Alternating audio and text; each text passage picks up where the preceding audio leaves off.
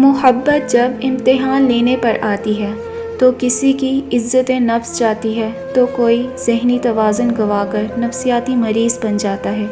باہمت لوگ بھی ہمت ہار جاتے ہیں محبت میں جب وہ مقام آتا ہے۔ کوئی بہت اپنا شخص مجبوریوں کے نام پر ہاتھ چھوڑتا ہے، پھر خدا کا واسطہ دو، ہاتھ جوڑو، منتیں کرو، پیروں میں گر جاؤ۔ جانے کیسی مجبوریاں ہوتی ہیں کہ ہماری منتیں کرنا بیکار، ہاتھ جوڑنا، پیروں میں گر جانا تک فضول سا ہو جاتا ہے۔ لوگ کہتے ہیں سب خود پر منحصر ہوتا ہے، کسی کو بھلانا، یادوں سے دور جانا سب اپنے ہاتھ میں ہوتا ہے۔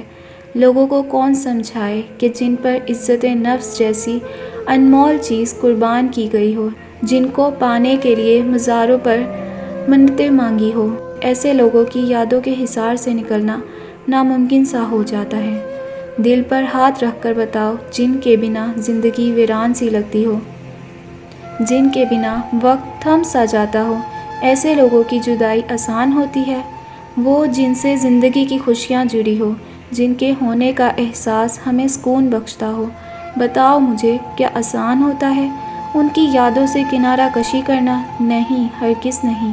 یادیں نہیں جاتی، انسان لاکھ کوشش کر لے، خود کو سرتا پاؤں مصروفیات میں ڈبا دے، مگر وہ یادیں، ہاں وہ یادیں کسی آدھی جلی بجھی چنگاری کی مانند جلتے بجھتے پورے وجود کو جلاتی رہتی ہے۔ لاکھ دماغ میں دنیا کی سوچیں بٹھا لو، مگر اس کی سوچ ان دنیاوی تمام سوچوں پر حاوی ہو کر دماغی حالت کو اتنا کمزور کرتی ہے کہ انسان بے بس سا ہو جاتا ہے۔ کسی کو ٹوٹ کر چاہنا، کسی کو اپنی سانسوں میں پرو دینا آسان نہیں ہوتا۔ سانسوں میں سمائے شخص کو خود سے آزاد کرنا، دلاسوں سے پہلے، نصیحتیں کرنے سے پہلے، نہ سہو، ایک بار کے لیے ہماری طرح سوچ کر تو دیکھو، جملے نکالنے سے پہلے ہجر کو سمجھ کر دیکھو۔